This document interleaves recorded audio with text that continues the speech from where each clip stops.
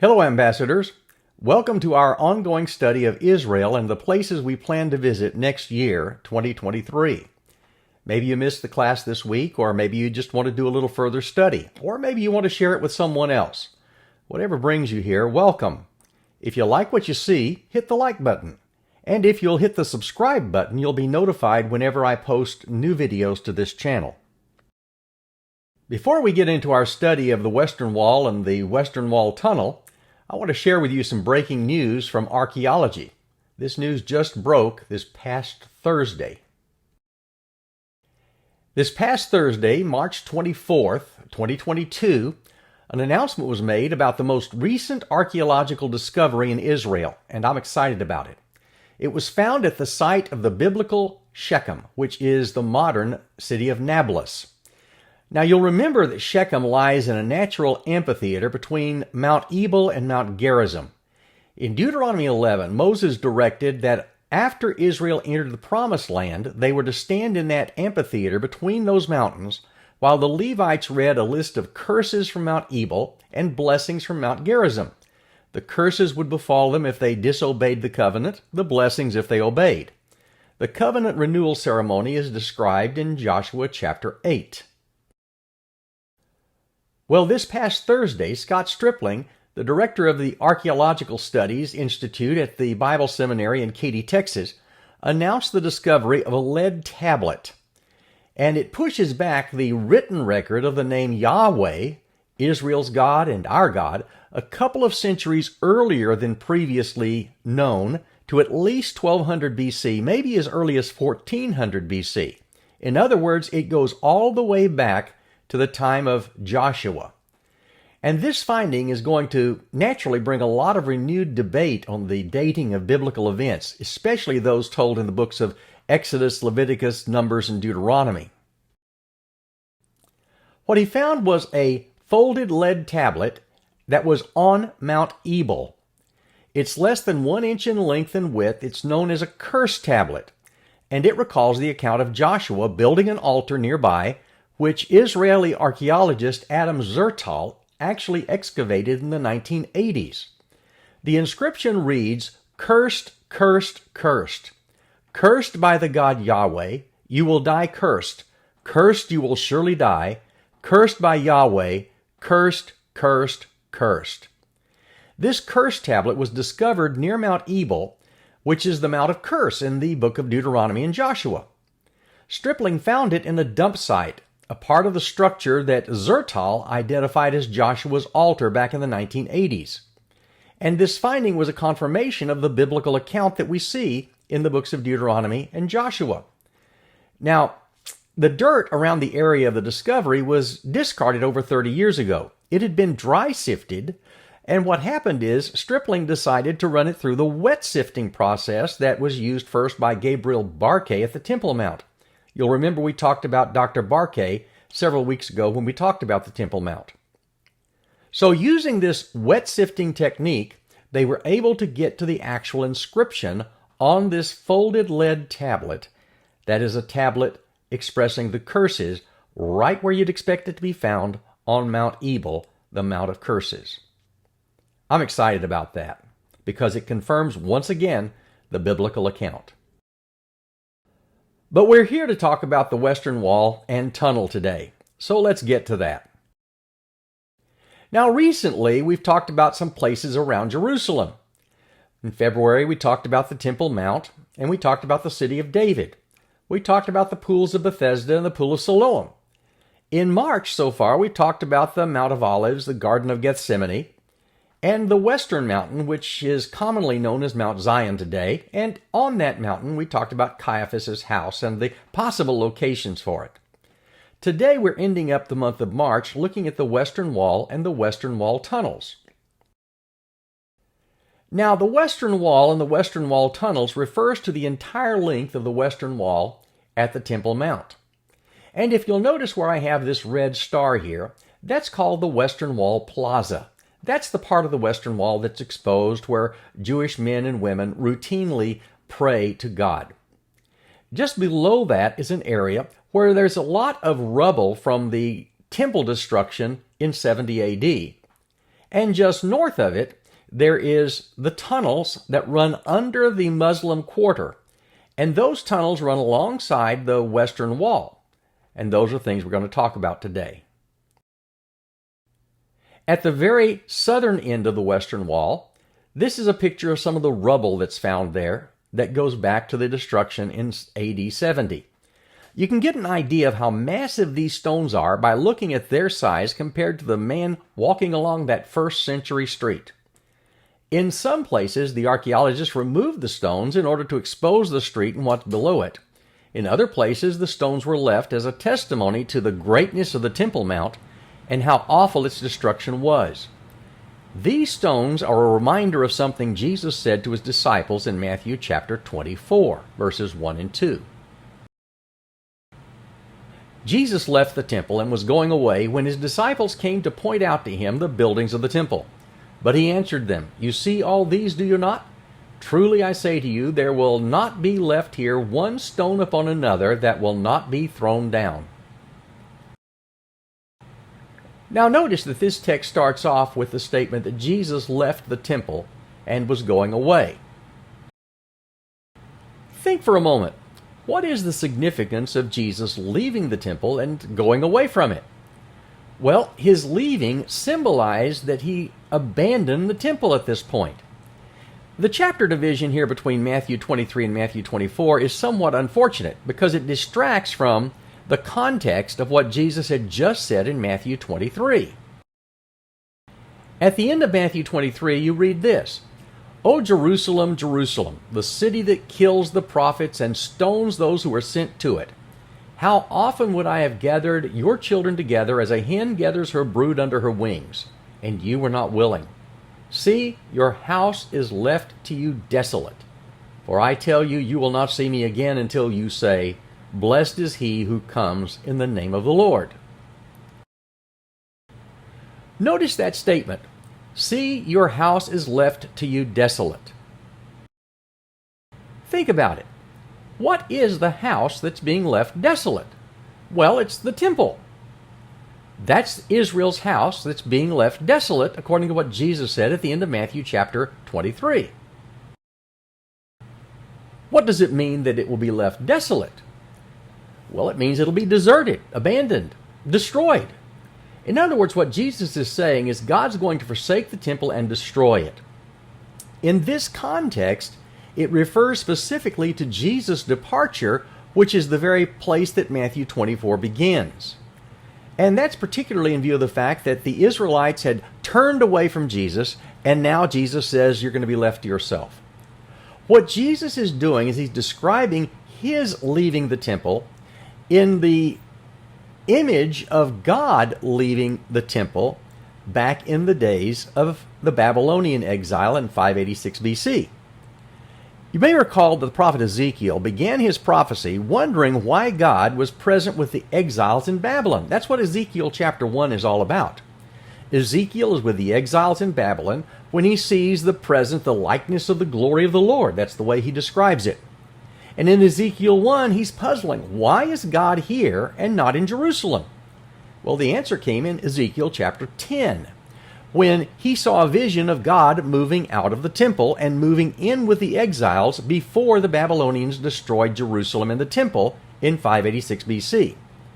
So what Jesus is doing here is he's likening his departure from the temple to God leaving the temple back then. Notice Jesus says, I tell you, you will not see me again until you say, Blessed is he who comes in the name of the Lord. So when would the people bless him as the one coming in the name of the Lord? Well, some believe Jesus is describing an eschatological reality, not something in the immediate future. So some people believe it represents a great turning in faith to Jesus by Jews at the end of the church age. Some believe it speaks of a time when Christ will return on clouds of glory. Some believe he's describing the turning to Jesus by a significant number of Jews that happened during the earlier period of the church's expansion in the first century. But in any case, it's a conditional sentence. They will see him only when they bless him in the name of the Lord. He's saying that such a welcome and blessing is the only condition on which they would ever be restored to a relationship with Him, not that there would definitely be a time when it would actually happen. So, having seen what Jesus said at the end of Matthew 23, the next thing Matthew tells us is that Jesus left the temple, a visual representation of what God had done in Ezekiel's day. Now, when he's leaving the temple and going away, we read that his disciples came to point out to him the buildings of the temple. So, what was it that the disciples were pointing out to Jesus? Well, here it's important to distinguish between two Greek words. The word naos is the Greek word that describes the sanctuary area of the temple. In other words, the temple proper, the holy place and most holy place, the sanctified areas. But the noun that's used here is a different word, hieros. It's the word that refers to the entire area of the temple complex. It includes the porticos, the gates, the walls, the buildings. In other words, everything that sits on top of the Temple Mount. It's not the sanctuary of the temple, but it's the entire temple complex that the disciples are talking about. And Jesus' response to them is this: "You see all these, do you not? Truly I say to you, there will not be left here one stone upon another that will not be thrown down." Well, that leaves us scratching our heads, because we see that there are stones actually standing on top of one another. And so we'll talk about that in a second. But the disciples are admiring the structures on the Temple Mount. At the time of its construction, the size and grandeur of the Temple Mount was admired by everyone. In fact, Mark's account of this particular context says, as he came out of the temple, one of his disciples said to him, "Look, teacher, what wonderful stones and what wonderful buildings." The Jewish elders in the Talmud said, "He who didn't see Herod's building didn't see a magnificent building in his lifetime." So why did Jesus say, "There will not be left here one stone upon another that will not be thrown down," when we can clearly see that the walls still stand around the Temple Mount? Well, here we need to understand that the walls we see today were never a part of the temple complex. They were merely a supporting structure for the temple plaza and the complex that sat on top of them. The plaza and complex occupied about 35 acres. And when the Romans were done, every vestige of the temple complex had been destroyed. The only thing left was these supporting walls, and really only part of them. And I believe God left them as a perpetual reminder of what happens when His people persistently reject Him and rebel against Him. Going back to those curses that we started talking about from Mount Ebal. Here's a scale model of the city of Jerusalem in 66 AD, about 25 years after the events that we're reading in Matthew chapter 24, and just about 4 years prior to its destruction. In essence, this was Jerusalem at its peak before the Jewish revolt began. This model is the largest of its kind. Work on it began in the early 1960s, and it was used as a means of study when there was no access to the old city of Jerusalem that was controlled by Jordan until 1967. A man named Hans Krook bought this entire hill, and this is the location where his son was killed in the Six-Day War, and he built the hotel and model here. Michael Avi-Yonah, the leading expert of the Second Temple period in Jerusalem, designed the general plan. His wife, who was an artist, supplied the details. This model is built exactly to scale, and it has the same drainage problems as the city of Jerusalem. In other words, he actually carved out the Kidron Valley, the Hinnom Valley, and the Central Valley, or Tyropoeon Valley, that we've talked about before. The primary sources for the model are the writings of Josephus and archaeological excavations up to that date.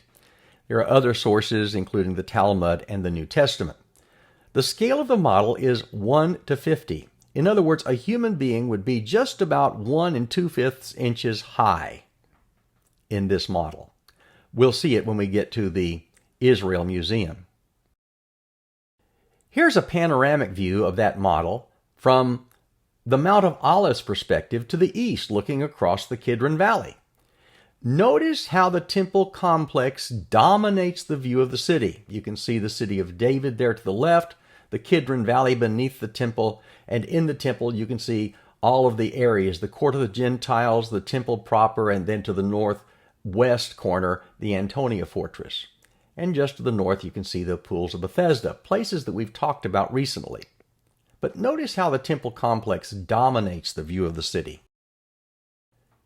Here's another picture of it looking at it from the west. And you can see again how the temple complex dominates the city. Now I want to call your attention to a couple of things that we're going to look at here in a minute. We're going to see Barclay's Gate and Robinson's Arch, and we're going to see the Western Wall. Here's a better view. This is from the south, looking at Robinson's Arch and Wilson's Arch. The staircase over Robinson's Arch provided direct access to the royal stoa, that colonnade that was covered with the red roof. It's named after American explorer Edward Robinson, who discovered it in the spring of 1838. Originally, this arch was believed by scholars to be the first in a series of arches that formed a bridge spanning the Central Valley and crossing to the upper city. Today, scholars agree that actually there's only one single arch that it supported, and it supported a staircase leading down into the valley. This would be the ceremonial pathway that the priests would take when they were entering the temple in a way that could be clearly visible to all of the residents of Jerusalem. Now, if you'll notice, further north along the western wall is a place called Wilson's Arch. I want you to notice how tall Wilson's Arch is, because that's going to become important to us in a few minutes. If you look at the southern side of the Temple Mount, you'll see the area Jesus would have exited from. The Huldah gates. There's some dispute about whether the gates to the right was a triple gate or a double gate. Common thought today is there was actually a double gate, and the ones to the left. Now, as we saw previously when we talked about mikvahs, there was a way in and a way out. And the primary entrances to Herod's temple for the people were located at the southern side of the Temple Mount. There were 2 staircases leading to the Temple Mount with corresponding gates. The Talmud records stories of sages stopping here on the staircases and teaching, and so it's possible that this is an area where Jesus might have taught his disciples. If you'll notice that little structure between the 2 staircases, that's where they found a large concentration of Jewish ritual baths, mikvahs, in this area. Because it was required that a person be ritually pure before entering the temple, these baths were built in close proximity to the entrances for the convenience of the worshipers. And just as you would enter the mikvah to the right side and exit to the left side, you entered the Temple Mount from the right side and exited from the left side. The southern gates of the Temple Mount are known as the Huldah gates for one of 2 reasons. One might be that they were named after the prophetess Huldah that we read about in 2 Kings 22, and there was a monument here to her. Another is a possibility that the word Huldah means mole, and characterized these as being underground passageways into the Temple Mount. Today, the western gate is preserved as a double gate, the eastern one's preserved as a triple gate. Some scholars believe that both were originally double gates as depicted on this model.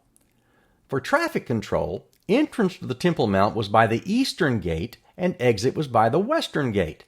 The exception to this rule was that those who were in mourning over the recent passing of an immediate family member would go in the opposite direction, in order to be comforted by those who knew them as they were leaving the temple.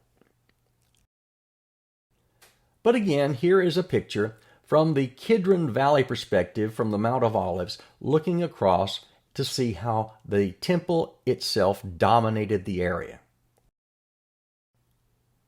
Here's a picture of the temple itself sitting on top of the Temple Mount. And here's one of the most elaborate gates leading from the outer court to the inner court of the temple. It's called Nicanor's Gate, and some believe it's the same as the beautiful gate that's mentioned in Acts chapter 3, verse 2. So let's talk about the Western Wall itself. Here you can see a view of the Temple Mount and the Western Wall from the southwest. The part I have designated as Western Wall is the part where the Western Wall Plaza is, and that's what people think of when they think of the Western Wall or the Wailing Wall. Here's a crop view of that earlier picture. Notice Robinson's Arch and the Western Wall. Up on top of the Temple Mount, you have the Muslim areas, including the Dome of the Tablets and the Dome of the Rock. Here's a view of that area from the south. And another view closer from the west where you can see that section of the Western Wall that's a part of the Western Wall Plaza. Here's a view from the southwest. The ramp that obscures the Western Wall is the ramp that people use to access the Temple Mount today. And here's another picture of the Western Wall Prayer Plaza from the southwest. The Dome of the Rock overlooks the prayer area of the Western Wall. Now, most scholars believe that the Dome of the Rock sits on the location of the former Jewish temples, although a number of scholars believe that actually the Jewish temple sat a little further north on the temple platform. I personally believe that those who believe it sat further north have a better argument, because that lines it up with the Golden Gate to the east of the Temple Mount. Here's a closer view of the Western Wall Prayer Plaza. The Western Wall is part of a retaining compound built by Herod the Great for the Second Temple. The Second Temple was destroyed in AD 70, and in later centuries the Jewish people came to pray at this part of the Western Wall. Many rabbis today forbid Jews to enter the Temple Mount because of the possibility of touching the area that was previously occupied by the Holy of Holies. So, as a result, Jews prefer the Western Wall as the area of prayer because it is the area that's closest to where the Holy of Holies sat in the Second Temple period. The 7 lowest courses of the Western Wall prayer area are a part of the Herodian construction. Now, actually, this is a much lower wall than it was in Jesus' day. The 7 courses above ground sit on top of 21 Herodian courses that are buried below the level of the plaza. The stones above the Herodian courses were probably added in the Umayyad period in the 7th century AD. Some may have also been added after an earthquake in 1033. The smallest stones on the top of the wall are the result of the British Jewish philanthropist Moses Montefiore. Montefiore wanted the wall higher so that the Arabs could not throw garbage down on the worshippers at the wall. So this took place in the early 20th century. The rightmost arch on the far side of the prayer area leads to an underground area of the Western Wall. This is part of the men's prayer section and is especially popular when it's hot or rainy outside. Inside this area is the ancient structure known today as Warren's Arch. Did you notice how small Warren's Arch is compared to the model that I showed you a few moments ago? Here's another view of it. If you look to the very far left of the men's prayer area, you'll see just the top part of Warren's Arch. Actually, the base of the structure is 52 feet below ground. So imagine that this Temple Mount wall was 52 feet higher in the days of Jesus and his disciples. The Western Wall is a holy place because once the temple was destroyed, Jews were no longer allowed to access the Temple Mount because of foreign domination. It became the closest place to the Holy of Holies that the Jews could approach. In the ancient sources, the Western Wall referred to the temple itself, but today the terminology refers just to the retaining wall of the Temple Mount. The Western Wall has been venerated by Jews since at least the 13th century. The creation of the Western Wall Plaza by Israel in 1967 after the Six-Day War lowered the ground level and exposed an additional 10 feet of the Herodian Wall. Today, as I said, an additional 52 feet of the wall is buried underground. And the Israelis often plan, but then put off their plan, to lower the plaza level to that street level in the Second Temple period. But imagine what this wall would have looked like if it was 52 feet higher. Here's a picture of the Western Wall and the Dome of the Rock at night. And another picture of Jewish men praying in the men's prayer area. Now the prayer area is divided. About 2/3 of it is the men's prayer area. About 1/3 of it is the women's prayer area. And to the left of the women's prayer area, there is a gate that's sealed. It's called Barclay's Gate. The right side of the lintel is covered by the ramp that leads to the Moor's Gate, which is the way that people enter the Temple Mount today. The lintel stone is about 6 feet high, and the entry is blocked with smaller stones that are visible behind the staircase. This is one of the 4 ancient entrances to the Temple Mount from the western side. The threshold was at the level of the upper street that ran the length of the western wall. There were actually 2 streets, one above and one below, that entered the Temple Mount. The gate was 32 feet high. Most of that's currently buried before the modern level of the plaza. Inside the gate, there's a staircase that once led to the temple courts. This area is now the El Barak Mosque, named after Muhammad's horse, who, according to Islamic tradition, stood on this spot during Muhammad's night ride. The original L-shaped passageway from the Herodian period is preserved. Its shape owes to the fact that Herod's builders chose not to pierce through the earlier western Hasmonean extension of the wall that's enclosed behind the Herodian wall. Instead, the staircase turns and runs along the Hasmonean wall. This gate was discovered by the 19th century explorer James Barclay, and hence it's called Barclay's Gate. Here's a picture of the ramp that travelers today use to access the top of the Temple Mount. Here's a picture of excavations on the western end of the prayer plaza that were conducted between 2005 and 2010.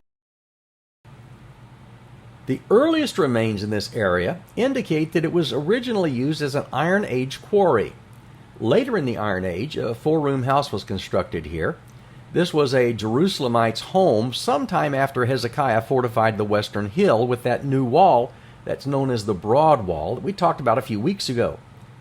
The house may have been destroyed by the Babylonian assault in 586, but it's not certain that that was the case. But several personal seals were found in the building, including one depicting an Assyrian-style archer. Curiously, there's no evidence of occupation at the site in the Babylonian, Persian, or Hasmonean periods, which takes us from 586 to 50 BC. In the New Testament period, the lower aqueduct ran through this area, bringing water from Solomon's pools to the Temple Mount. The only other discovery from the 1st century was a ritual bath or mikveh. The most impressive remains at the site are those of a monumental street called a cardo. We've seen examples of cardo before. This cardo is similar in size and design to the typical main streets in the West. It's located in the heart of the Jewish quarter, but the archaeologists say that it was constructed during the Roman period by Hadrian, whereas the southern extension of the Western Wall was built by Justinian in 530. A building complex consisting of several vaults was located here during the Mamluk and Ottoman periods. Here's a closer view of the cardo, and you can see how the stones are laid in a diagonal hatch pattern to prevent chariot wheels from getting caught in the ruts. Here are some pictures of men praying at the Western Wall Plaza.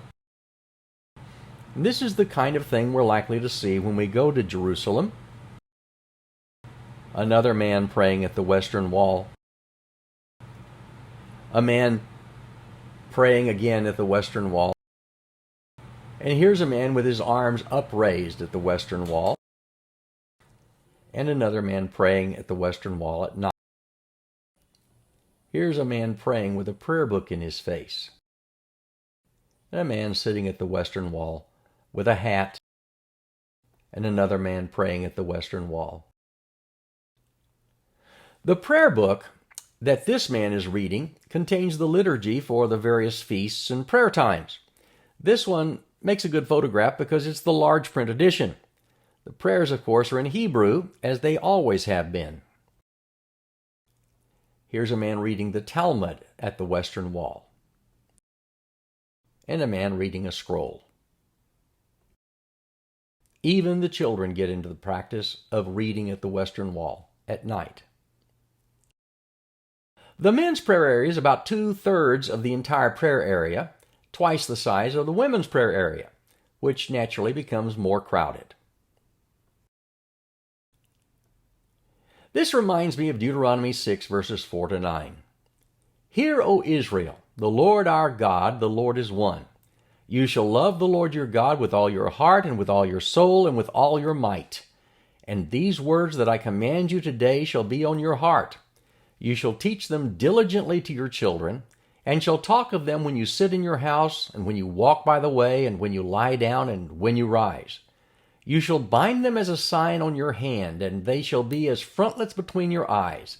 You shall write them on the doorposts of your house and on your gates. Notice how verse 8 says, You shall bind them as a sign on your hand, and they shall be as frontlets between your eyes. Here's a picture of that in real life. A father and son standing with what's called tefillin at the Western Wall. Tefillin are these phylacteries and things that are wound around their arms and hands. The phylacteries or tefillin are a small set of black leather boxes with leather straps containing scrolls of parchment inscribed with verses from the Torah. And that looks back to Deuteronomy 6, verse 8. You shall bind them as a sign on your hand, and they shall be as frontlets between your eyes. And so you'll see a lot of the observant Hasidic Jews, the Orthodox Jews, praying at the Western Wall with these phylacteries on their heads and kissing the wall with a phylactery on their heads. And you'll see many of these phylacteries as the people pray at the Western Wall. Here's another picture of a man reading the scriptures at the Western Wall wearing a phylactery.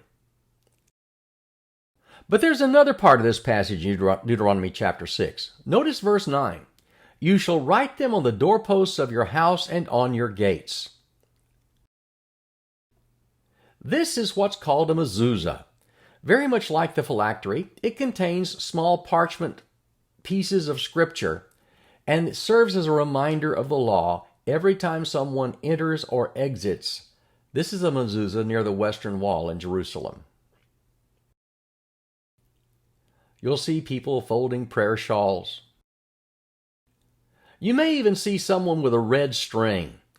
When someone donates to charity, the recipient receives a red string to tie around his or her wrist to let other people know that he had donated charity. And when we're at the Western Wall, you'll see a number of scraps of paper shoved in the cracks along the wall. This is a long tradition. Some modern entrepreneurs have even started services so that people all over the world can fax or email their prayers and have them placed in the cracks of the wall. There's a close-up view of some of the prayers in the Western Wall. So naturally, the cracks fill up and city workers come by to remove the paper. In recent years, they've cleaned out the wall twice each year before Passover and Rosh Hashanah, but now they're considering adding a third annual cleanup because of the quantity of prayers. The notes are placed in what look like large garbage bags, and they're taken to a repository in accord with Jewish law. And according to the rabbi who provides oversight of this service, the workers take care not to read the prayers. At the Western Wall Plaza, there are also 6 flames that are kept burning as a reminder of the Holocaust victims. And because of the importance of the Western Wall in Jewish history, military services are even held in the plaza. Here's a picture of Israeli military shields at the Western Wall. Throughout the month of Elul, the shofar is sounded in advance of the celebration of the Feast of Trumpets, Rosh Hashanah, which is the Jewish New Year, and Yom Kippur, the Day of Atonement. Rosh Hashanah for the year 2022 starts on the evening of Sunday, September 25, and it's a 2-day celebration that ends at sundown on Tuesday, September 27. Yom Kippur, the Day of Atonement for 2022, is celebrated on sundown Tuesday, October 4th, and ends at sundown on Wednesday, October 5. But during that month, if we were there in that month, you would hear the constant blowing of the shofars at the Western Wall. And here's another picture. On the special days, you would see people parading around in the prayer area with the Torah on scrolls. And the Torah is read to the people. Now, I found a really good video. It's a little bit longer than most of our videos have been, but it shows the Western Wall, the Western tunnels, as a kind of an overview, and I want to share it with you.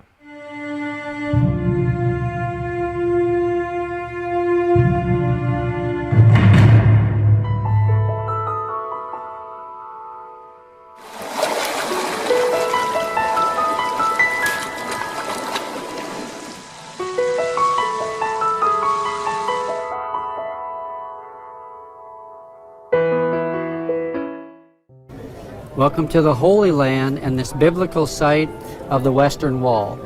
As you can see, there's a lot of people here. It's a very, very busy place, very, very visited. In this video, we're going to be taking you on a tour, showing you about the Western Wall. We're going to be going inside the tunnels that go along the Western Wall. We're going to be showing you some important things about the Western Wall. Now, the Western Wall, also known as the Wailing Wall, because the Jews weep here often during their prayers, is located on the western side of the Temple Mount. It is part of the retaining wall or support wall that Herod the Great built in around 20 BC, when he enlarged the Temple Mount complex in order to accommodate a larger temple and Temple Mount area. It was a massive undertaking that required exceptional and sophisticated engineering. When the Romans destroyed the temple in 70 AD, the support wall survived. For hundreds of years prior to 1967, people prayed in the small area of the wall that could be seen at that time. However, in 1967, following the Six-Day War, the Israelis excavated below the ground level of the wall and found 2 more levels of the wall there. They then cleared the area around the wall to create the Western Wall Plaza that visitors see today. Unlike many think, the Western Wall was not part of the wall of the temple King Herod built. It was part of the Temple Mount support wall, not the temple wall once again. You can see in the plaza a walkway leading up to the Temple Mount area to your right here or to the south. The section of the Western Wall Plaza is divided into 2 parts, a men's section and a women's section. It is considered a holy place, the Western Wall, like a synagogue, so men must wear a head covering when entering into the Western Wall section or getting up close to the wall. Most Jews do not enter onto the Temple Mount area for fear of unknowingly walking in the place where the Holy of Holies might have been. Plus, Muslims do not want them entering there as well. The Western Wall Plaza, or the Western Wall, is the closest the Jews can get to the Holy of Holies and where the temple used to be located. Just to the left or north of the Western Wall is where Wilson's Arch, which is the modern name for a stone arch whose top is still visible today. It once supported a bridge that provided access to a gate that was level with the surface of the Temple Mount during the time of Christ. Under this arch area is a synagogue where Jews pray and read the scriptures today. What you're seeing here today in this Western Wall Plaza is only about 10% of the Western Wall. The other 10% lies south of the Western Wall Plaza and is towards the Southern Stair area. We'll be showing you that in a moment. The other 80% of the Western Wall is accessed by entering into what is called the Western Wall tunnels, and we will be showing you that part after we talk about the southern part south of the Western Wall Plaza. Further to the south, we can see the southern part of the Western Wall and the stones that are still here that the Romans cast down when they destroyed the city in 70 AD under the Roman general Titus. We can see the broken pavement that the huge stones that fell down crushed the pavement as they fell. And burn marks can be seen still here that the Romans did when they lit the city and burned it. We can see the shops were part of a large shopping plaza that were destroyed here as well, were located on this southern part just south of the Western Wall Plaza. This is the same wall that Jesus and his disciples would have seen, and the same shops that they would have walked through that the people in that day would have seen. On the southern stairs is also where Jesus would have taught his disciples and walked on to enter the Temple Mount from the southern area as well. So what you're seeing here is actual literal places where Jesus would have walked. We can also see an important stone which stood upon the uttermost southwestern corner of the Temple Mount. It overlooked these shops and everything on the southern part of the Western Wall. It has words written in Hebrew that mean the trumpeter's house. A priest would stand at this corner announcing with a loud trumpet, calling for the Sabbath and the people to observe the Sabbath day, asking for the shops below to close down and respect the beginning of the Sabbath. Well, we wanted to bring you up close here to the southern wall and this western wall.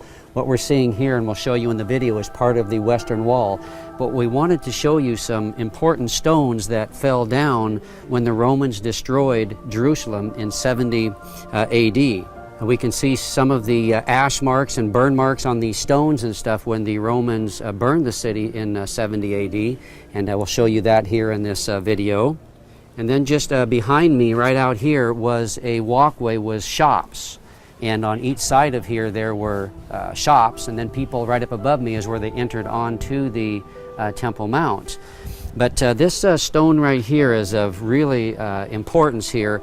This was the cornerstone that was up on the top of the wall, and when the Romans destroyed the temple, they shoved this down. And of course, what you're seeing here is original. This is how it was. It was excavated and found like this, and then on up above here in a moment I'm going to show you some dents in the walkway here where the stones fell down when they shoved them off. They were huge, massive stones.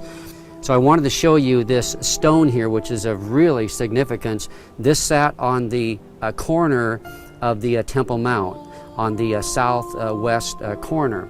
And in Hebrew, this says trumpeter's house. So this stone right here was where the trumpeters would stand with their horn, and they would announce the Sabbath and different holidays or different feasts and stuff like that for the Jews to observe. So this fell down here, and here it says the trumpeter's house. So this is where the trumpeter would stand and blow out to announce, because there were shops right here as we mentioned, and he would announce to them for the Sabbath is coming to close up, and once again their feast and stuff like that. Now on up here I'm going to show you, we're going to take the camera on up here, I'm going to show you this dent where this stuff fell up here.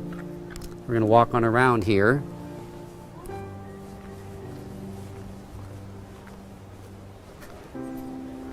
Okay, you can see here, right here, and we'll get a close-up of this with the camera, but right here is where you see this big huge dent, and then right there's a dent.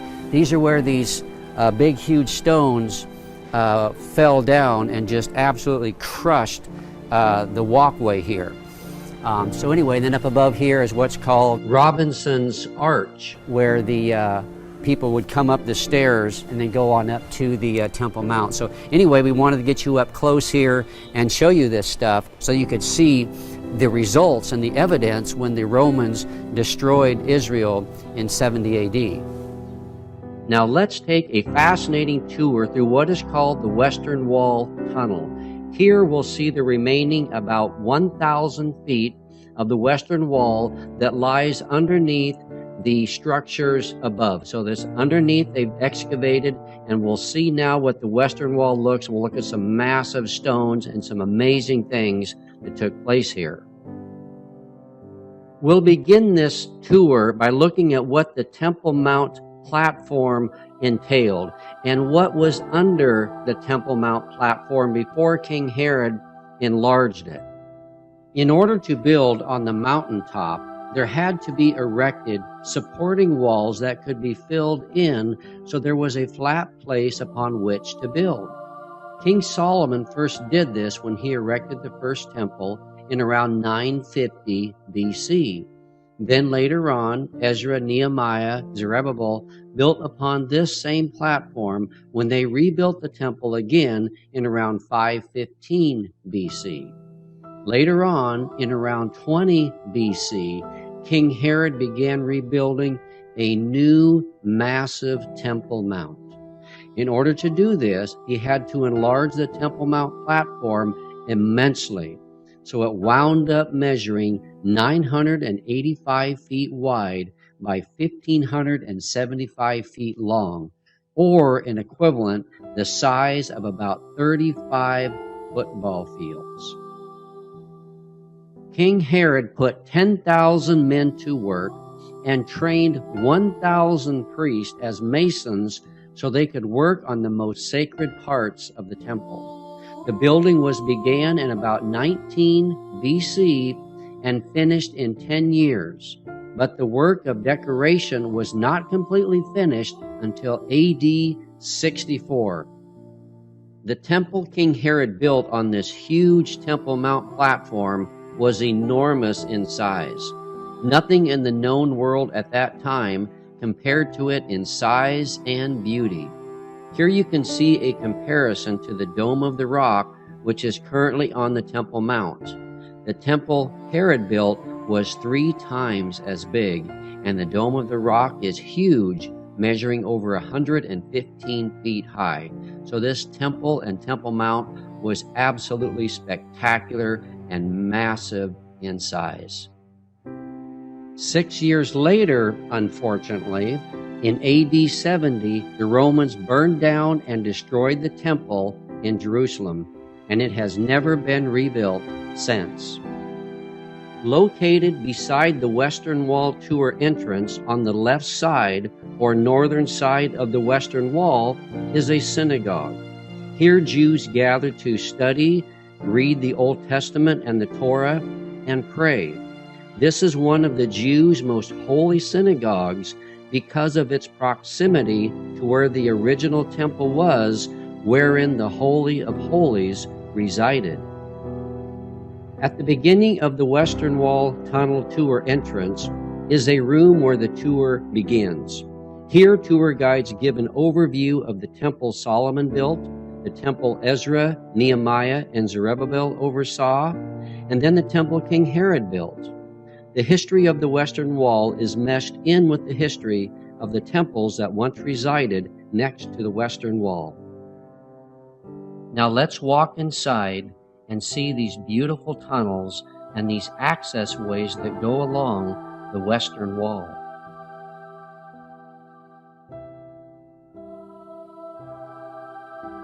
As we walk along the Western Wall, we see what is known as the master course of blocks. This is some of the first rows of rocks or blocks that were hewn that support the Temple Mount Western Wall. The largest stone found in the Western Wall measures over 40 feet in length, longer than a Greyhound bus.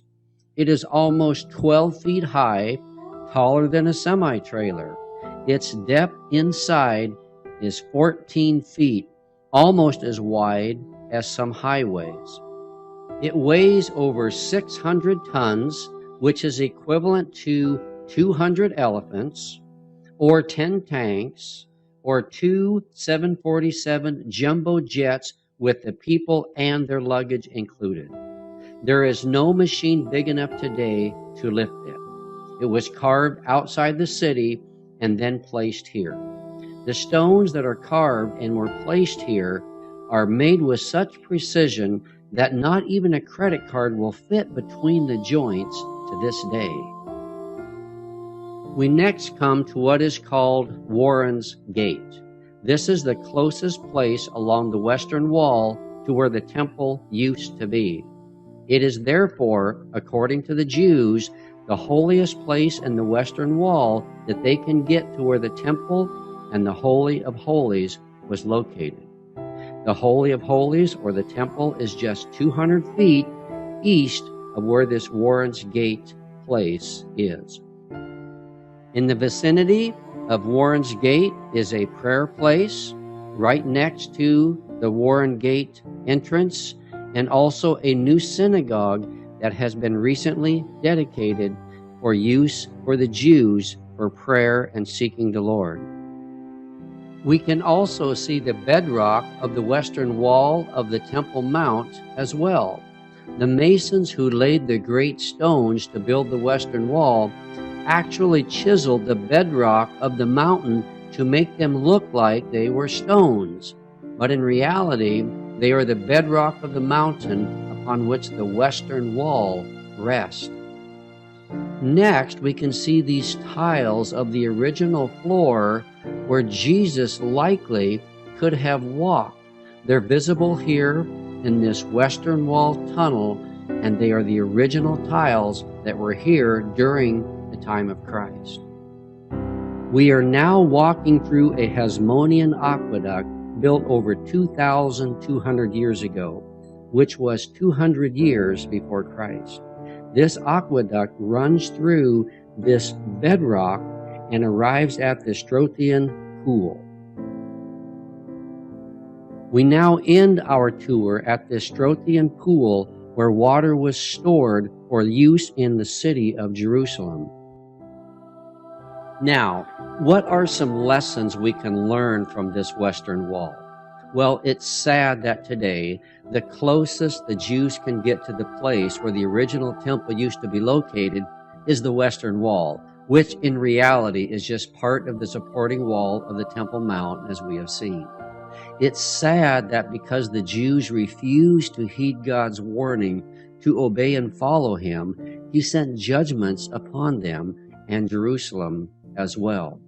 It's also sad that because the Jews rejected their Messiah, Jesus prophesied that Jerusalem would be destroyed. This was fulfilled in 70 AD. This reality of this destruction is the overarching fact that we have seen in this video. We just see destruction all throughout all the places that we have seen. However, according to the many passages in the Bible, God still has a plan for the Jews. Scripture prophesied that God would bring them back to their homeland after being scattered for thousands of years. He also said that during the Great Tribulation period, that many, if not most, of the Jews will recognize that Jesus is indeed their Messiah and turn to Him in repentance. Amazingly, we see this first prophecy fulfilled in that the Jews have returned to their homeland and have their own country back.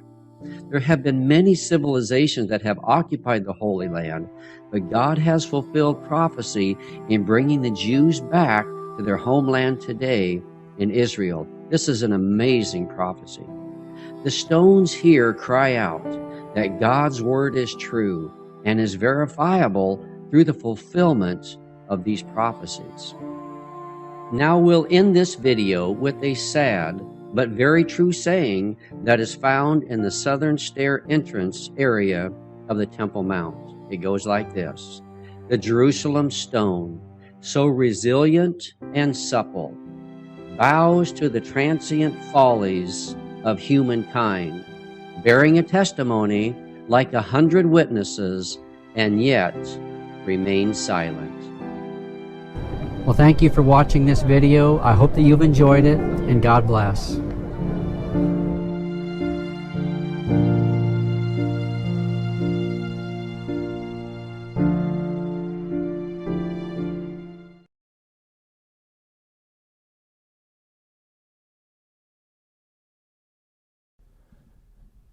Let's take a closer look at the Western Wall Tunnel, which is, again, about 1,000 feet long north of the prayer area in the Western Wall.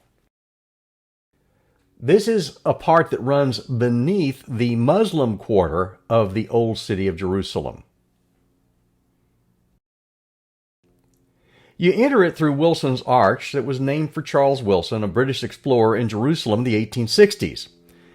Wilson's Arch was actually discovered by a man named Titus Tobler, and he mentioned this discovery to Charles Wilson. Wilson publicized it. As a result, it became known as Wilson's Arch instead of Tobler's Arch. And after this, Warren investigated the area extensively, but the name Wilson's Arch had already stuck. The arch was originally a part of a bridge that spanned the valley in the Second Temple period, connecting the Temple Mount and the upper city where the priests lived. The bridge was built by Herod to replace a Maccabean bridge that was destroyed during Pompey's conquest in 63 BC. According to Amahai Mazar, I've told you about the Mazar family and their archaeological excavations in Jerusalem and in Israel. According to Amahai Mazar, the purpose of the bridge was primarily to support an aqueduct. It was not intended for human traffic. So Wilson's Arch is about 42 feet wide. Though it's only 25 feet high now, it was originally 75 feet high, as I showed you in those two pictures. The valley at that time was much deeper, and again, there are 52 feet of the Western Wall that are covered today that were originally a part of the structure that would have been visible from street level. The arch was apparently destroyed in ancient times and rebuilt using the original stones in the early Arab period. This is evident from the chipping and shaving of the springers, in contrast with the nice fit of stones in Robinson's Arch. The springers were obviously inserted after the wall was built. Two of the vertical shafts that Charles Warren excavated along the Temple Mount are lit and visible for tourists today. The pier on which the arch rests is original from the Herodian period. This is an area near and under Wilson's Arch that's used today as a men's prayer area. Sacred books are also stored in this area. And here's another look at the area with the Torah Ark at the Western Wall. You'll see men praying there when we go into Wilson's Arch. In Arab periods, the inhabitants of the city wanted to live on the same level as the Harem ash-Sharif, or the noble sanctuary. That's the Arabic name for the Temple Mount. So consequently, they built large supporting arches in much of the Central Valley along the west side of the Temple Mount in order to support their houses that were built on top of them. That's the reason so much of the Western Wall is buried underneath, and you're actually walking below the houses in the Muslim area. The major east-west street of the Old City, the Street of the Chain, runs along the top of the vaults pictured above. Here's the arch next to Wilson's Arch. Charles Wilson discovered this Hasmonean hall and believed that it served as a gathering place for King Solomon's builders. Warren proposed this hall as a meeting place for Freemasons who were meeting in Jerusalem during his exploration work. It's also known as the Hasmonean Hall, and the room actually dates to the Herodian period, not the Hasmonean period. This vaulted ceiling and supporting central pillar are of later construction. The central pillar is a broken column which was added at a later period after an earthquake weakened the room's structure. Originally, this room had a flat roof, and it supported the Umayyad bridge above it. Of the room's identification, Giva writes that the original hall was presumably part of a large Herodian public building that some scholars have identified with the Chamber of Hewn Stones, or the council building for the Sanhedrin that's referred to by Josephus as being in this area. The outer wall is partially preserved on the northern and eastern sides. The construction matches the high standards of both the Temple Mount and the Machpelah buildings, and so the room must have had an important function. We don't know exactly how it served, though. The walls were built of ashlars with pilasters at the corners. Corinthian capitals topped the pilasters, one of which is preserved in the northeastern corner. The walls are preserved to a height of 20 feet with a carefully smoothed blocks and pilasters. Parts of the walls, southern and southwestern corners, are not original, but they were built later in the Umayyad period to ensure support for the bridge above the room. Here's a look at some new excavations in the western wall. And another view, and you can see how much below the surface the excavations have gone. Here's a mikveh that was discovered near the western wall. And another view of that mikveh. 4 massive stones form the master course in this part of the western wall of the Temple Mount. The largest known stone in the retaining wall is 44 feet long. The second longest is 40 feet long. The third longest is more than 25 feet long. The fourth, the smallest stone, is 6 feet long. Altogether, these 4 stones cover a stretch of over 100 feet. This long course of stones is 10 feet high. The stones in this course are estimated to be 12 to 16 feet deep. The weight of the largest stone is calculated at 570 tons, although this is just a rough guess. Some people place it as high as 660 tons, but scientific tests really can't differentiate between hard-packed soil and stone, so we really can't tell for sure, but at least in the neighborhood of 600 tons. By comparison, the largest stone in the Great Pyramid weighs 11 tons. So the largest stone here in the foundation of the Temple Mount is over 50 times as large as the largest stone in the Great Pyramid. There is no machine in existence today that can lift that stone, and yet it was carved in the quarry outside the city, transported to this location, and put in place in about 20 BC. Apparently, the Romans tried to chisel away the masonry of the master course in an attempt to topple it, as was done to the courses above it. Only a portion of the marginal dressing on the upper part of the huge stones remains intact. A large water pool was built against the retaining wall after the destruction of the temple. This pool needed to be plastered to retain the water, but the stones of the Temple Mount were too smooth to grip the plaster.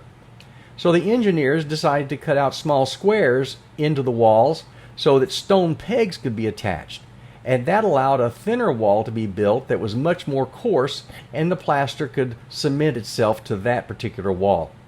The pool is at least 16 feet deep, but the bottom was not reached in excavations. The date of this pool is sometime after the Second Temple period, but before the Ayyubid buildings that sit above the street. Some Jews believe this part of the Western Wall is the most sacred because it is directly opposite the presumed location of the Holy of Holies, which they believe to be under the Dome of the Rock. This is another picture of Warren's Gate, the northernmost of the 4 ancient gates on the Western Wall. It's called Warren's Gate after the British explorer Charles Warren. The arch over Warren's Gate is of a later time period, but the doorposts date back to the Herodian period. Historical sources indicate that Warren's Gate was used for bringing in wood, sacrifices, and other materials for the sacrificial rites. This gate ascended to the Temple Mount via a subterranean passageway, just like Barclay's Gate did. This sealed-off gate now serves as a water cistern for the Temple Mount. The cistern is one of 38 cisterns that Warren marked. Only recently has this gate been made visible, thanks to excavations. Warren was never able to actually see it, but he was only able to study it from inside the Temple Mount. It's over 90 feet long and about 16 feet wide and 35 feet deep. At one point during the Arab period, Jews used the internal space of Warren's Gate, known as the Cave, as the main synagogue of Jerusalem, a fact known from medieval documents. The synagogue was destroyed in an earthquake in 1033 and was restored with money collected from the diaspora, the Jews that lived all over the world. It continued as the main synagogue until the Crusaders took over in 1099, when the Jews were murdered or driven out. When Jewish life was restored after the Crusaders left in 1244, this space had become a cistern, and Jewish veneration began to focus on what is now the prayer area. According to documents in the ancient Cairo Geniza, one of the ways the Jews would commemorate the destruction of the temple was to walk around the Temple Mount, stopping at each gate to recite a prayer. Here's a close-up view of Herodian masonry. The stones were cut and fitted together on site. They were put together without mortar or metal clamps, and yet they're so tight that it's impossible to even put a razor blade at some places between the stones, much less a credit card. The courses were laid one on top of the other with a slight pyramid effect, so that the viewer did not feel like the walls would topple over. The stones are offset approximately 1 inch, which eases the psychological discomfort of resulting from looking up at monumental walls. The offset is clearly visible in all parts of the Temple Mount. Archaeologists have estimated that if all the Herodian stones that are in secondary use around Jerusalem were gathered together, almost the entire height of the Temple Mount walls could be reconstructed. The pilasters of the Temple Mount have not been preserved except in 2 locations that are not visible to the public today. But every stone in Herodian construction had 3 margins, as you can see in this particular picture. Charles Warren excavated various shafts along the walls of the Temple Mount in order to determine the height of the walls above the bedrock. Here's an ancient guardrail made from a large limestone block that served to keep people passing by from falling into an open cistern, since it was open to collect rainwater.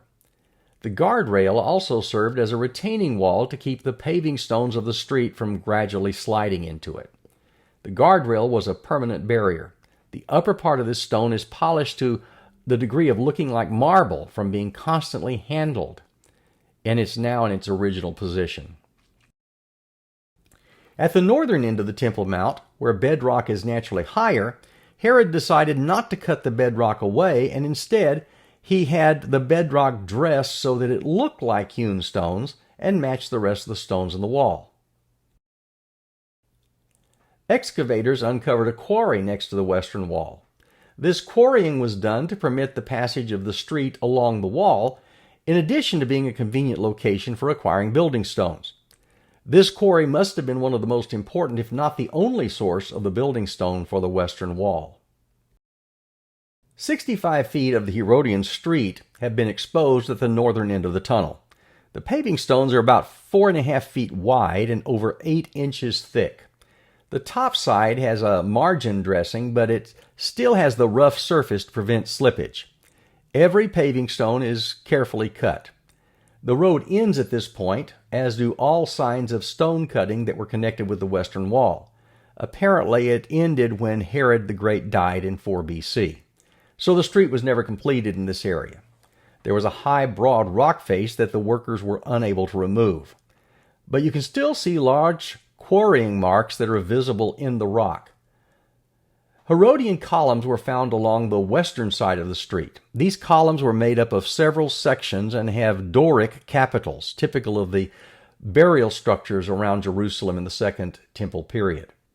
Scholars have been unable to determine if the pillars were part of a colonnade along the street or if the area was part of a plaza surrounded by columns. Josephus mentions some workshops and markets in the area that were included by the second wall. Maybe that's what he's describing here.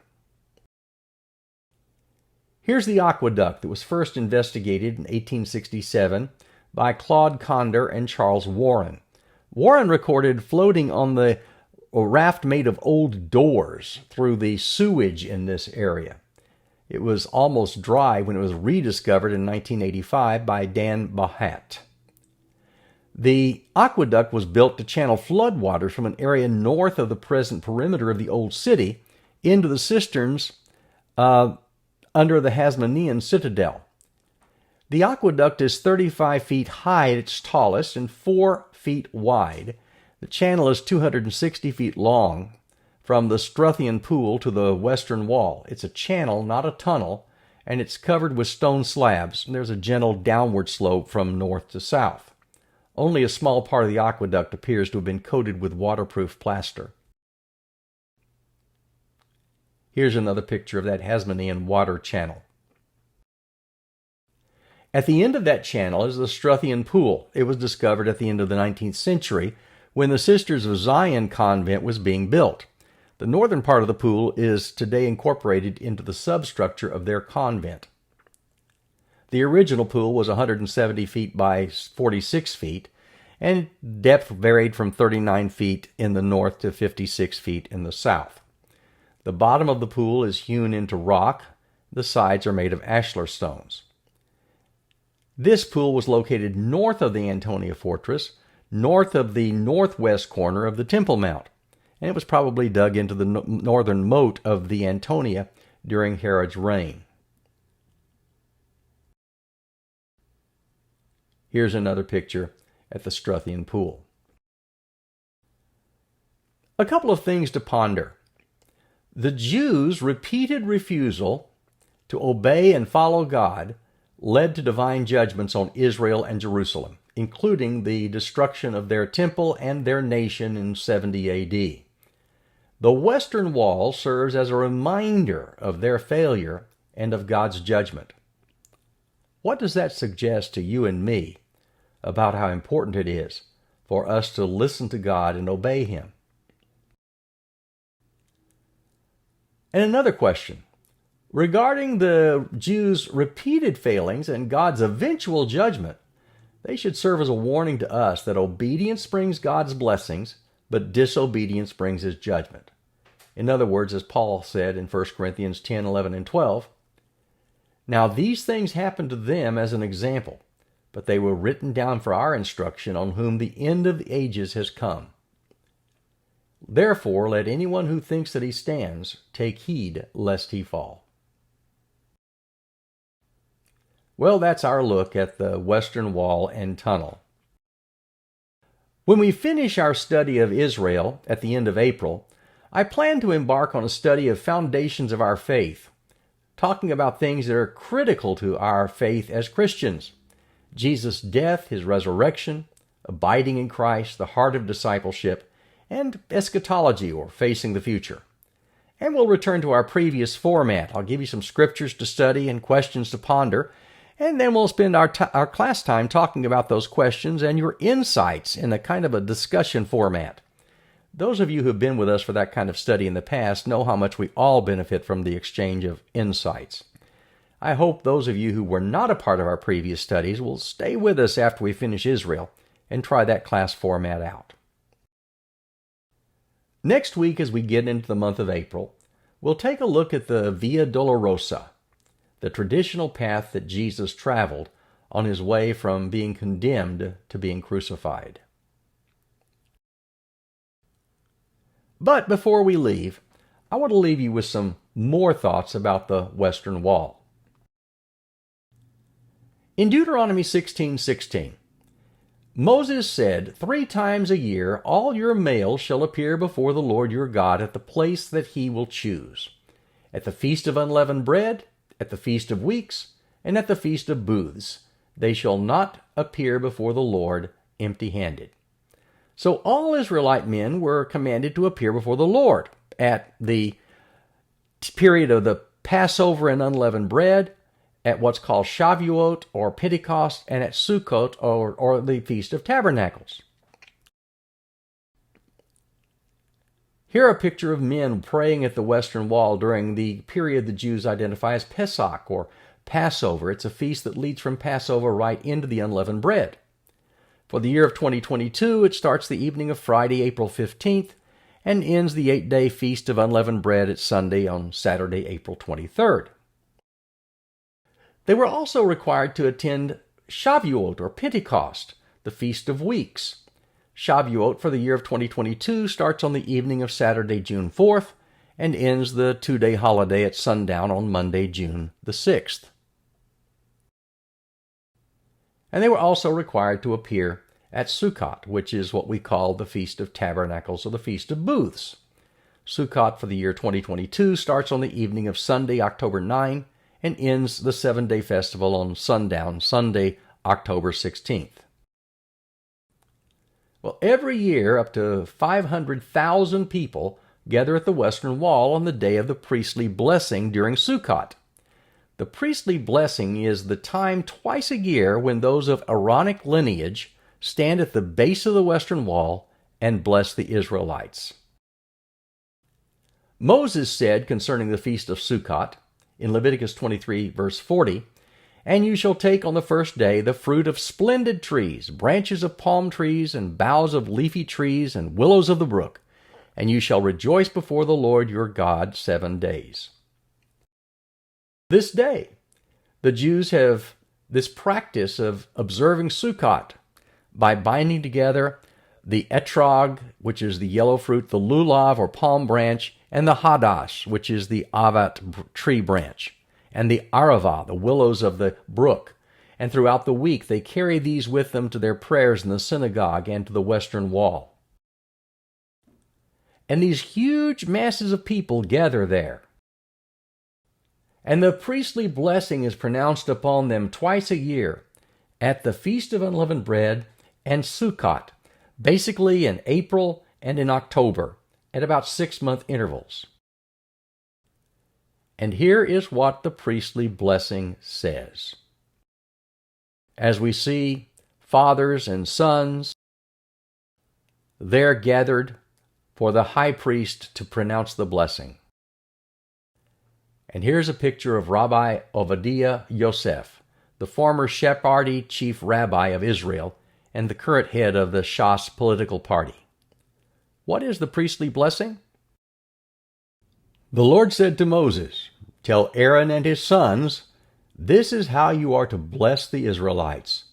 Say to them, the Lord bless you and keep you. The Lord make his face shine on you and be gracious to you. The Lord turn his face toward you and give you peace. So they will put my name on the Israelites, and I will bless them." And that's my prayer for you this coming week. The Lord bless you and keep you. The Lord make his face to shine upon you and be gracious to you.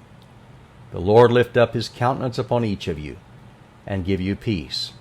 In the name of the Father, the Son, and the Holy Spirit, I pray this prayer. Amen.